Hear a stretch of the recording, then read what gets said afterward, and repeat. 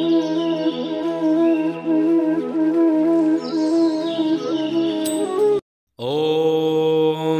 गणेशाय नमः। अथ श्री गणेश मंगलाष्टकम्।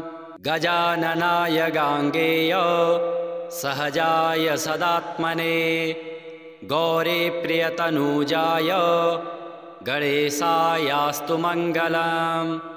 नागयज्ञोपवीताय नतविघ्नविनाशिने नन्द्यादिगणनाथाय नायकायास्तु मंगलम्। इभवक्त्राय चेन्द्रादि वन्दिताय चिदात्मने ईशानप्रेमपात्राय नायकायास्तु मंगलम्।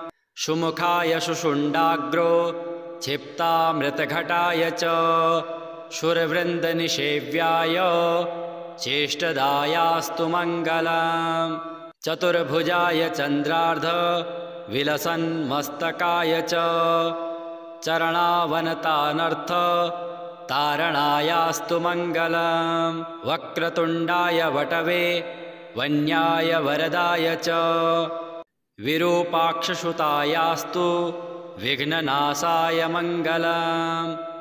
प्रमोदमोदरूपाय सिद्धिविज्ञानरूपिणे प्रकृष्टपापनाशाय फलदायास्तु मंगलम्।